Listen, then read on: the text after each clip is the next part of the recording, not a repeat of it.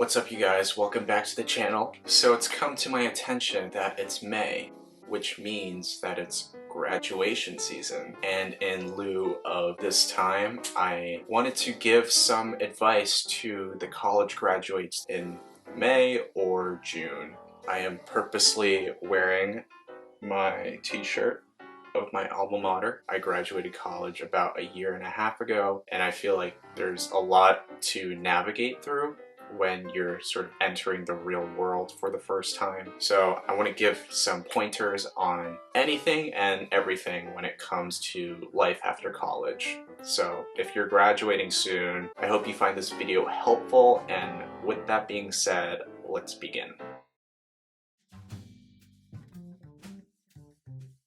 After finishing school in Boston, I knew that I wanted to leave the city. Boston is too cold for me, and since I've been in the Northeast for basically my whole life, I just wanted to move out to somewhere warmer. Whether or not you stay in the city that you're in, moving back home, moving to a completely new city, ultimately I don't think it's a huge deal, especially after college, because you just want to spread your wings and be independent. I understand all of that. Obviously, there are pros and cons of each of them. For example, if you were to move back to your hometown, you might have the option to actually move back in with your parents. With what's happened in 2020, I find it very common for people even way past their college years to be living home with their parents, and there's no shame in that whatsoever. I actually live back home with my parents right now, and I'm really glad that I have. I also made a video about living at home with your parents, so if you want to watch that, I'll link it. If you were to stay in the city where you went to college,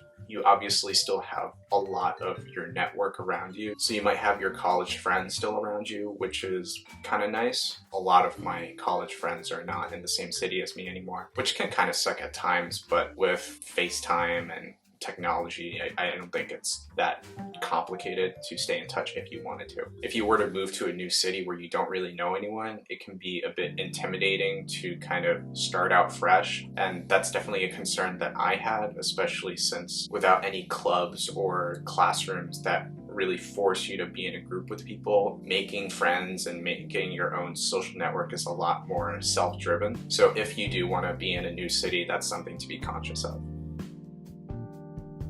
Money, money, money, money. If you're lucky enough to get a job during this market, that is amazing, good for you. You finally have some money flowing into your account every 2 weeks or month, depending on how your new company pays you. And you might even think that because now you actually have money, you can just spend it. Not so fast. Let's say your first job out of college pays you $50,000 per year. A quarter of that is going to go to taxes, and for take-home pay, you'd probably get around $3,000 a month. Then you have to pay rent, your car, student loan debt if you have, groceries, etc. Your expenses will add up a lot. So even with $50,000 a year, if you're in a city like Boston, New York City, Los Angeles, San Francisco, you're really not living on much. So if you have an entry-level salary, I highly suggest that you just continue living like as if you were a college student, aka broke. And I know it's not the most fun or glamorous thing to do, especially since you feel like you have this freedom, but you actually don't, and it kind of sucks.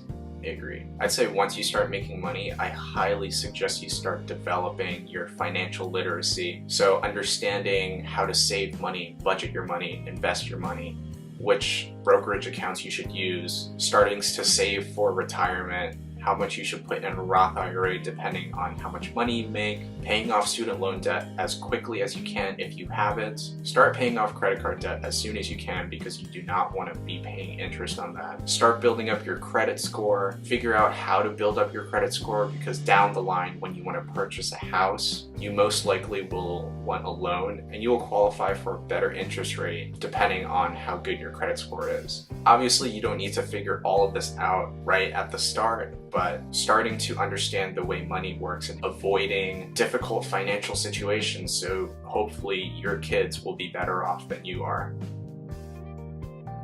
So with dating and relationships, there isn't really one formula to success. Some people are graduating college in a relationship, some people aren't. In my case, I am single. I find that being single after college has actually been really beneficial to me personally because it's allowed time for me to really have deep conversations within myself, learn what I like and don't like, what I'm looking for in a partner. My career goals, my long-term goals, like all of that stuff can be difficult to figure out while you're in a relationship. To me, I think being single in your 20s is the perfect time to be single because you can make mistakes, you can go to a new city without worrying about long distance. You save more money by not needing to buy gifts or plane tickets for someone else. You get it. Most importantly, you just need to take time for yourself and don't rush into relationships. I find that a lot of people just want to be in a relationship for the sake of being in a relationship,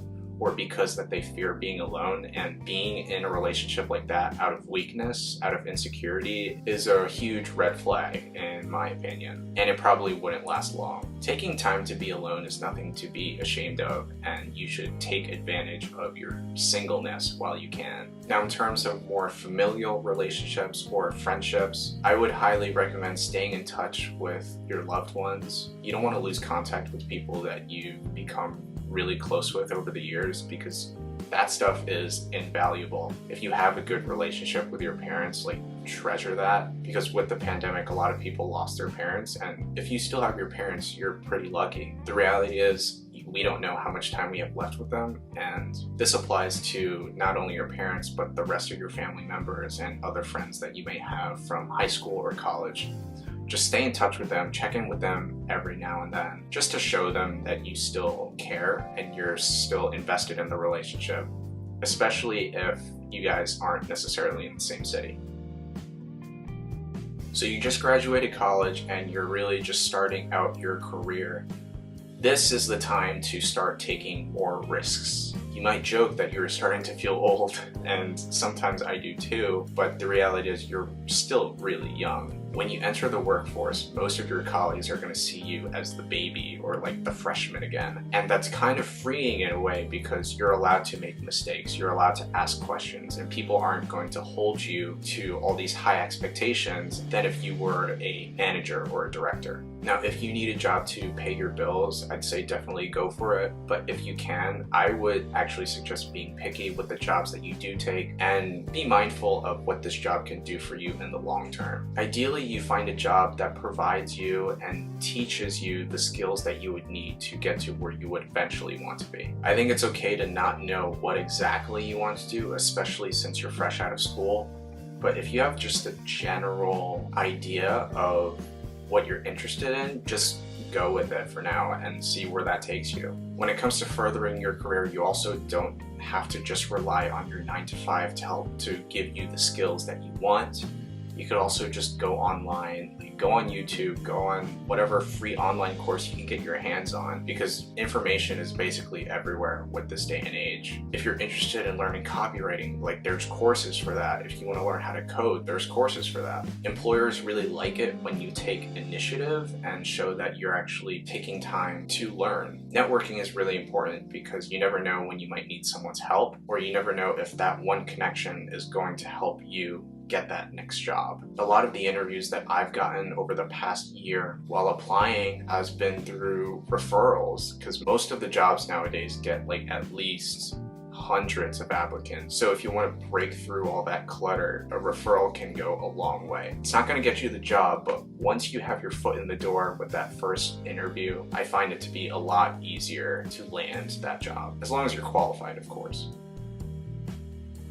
When you're in your early 20s, you might think that your body is invincible and you can still feed it crap like fried chicken, alcohol, and fried chicken, and soon that may not be the case. I find that now that I'm older, I can't really hold my alcohol as well, and I get hungover, and I really dislike hangovers. Going out and partying isn't bad every now and then, but it can be a huge time suck. Let's say you go out on a Friday night and then you wake up Saturday feeling gross, and then you just waste the whole day because you didn't want to do anything. You didn't go to the gym, you didn't sleep well, and you spent like $50–$60 last night when you account for Ubers, drinks, drunk food. Like, the expenses really add up when it comes to going out. Start eating healthier as soon as you can, just so you can get into the habit of taking care of your body better. And I promise you, within a few years, you will see a huge difference than if you were to just continue your college diet. Start creating healthy habits now, like going to the gym, drinking more water, getting your 8–9 hours of sleep per night, taking care of your mental health, taking days off when you need to, talking to people. Developing a self-care routine that works for you is going to pay you large dividends in the long run. You don't want to wait until you're 40 when you have to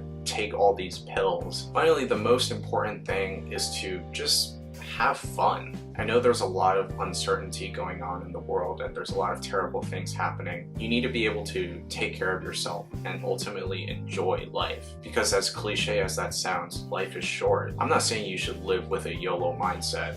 I think you should keep a balance between having fun in the present but also saving for your future and making sure that you're setting your future self up well. So if you want to have a piece of cake, like, go ahead. If you want to have a drink every now and then, that's fine. Go on that date with that cute girl. Like, just have fun with it. I know this was a lot of information, but I just wanted to kind of throw it out to you guys out there because I do want to help others live a fulfilling life and live a life that they're ultimately proud of. So if you guys like this video, please leave a like, comment, subscribe if you want to see more content related to this one, and I'll see you next time.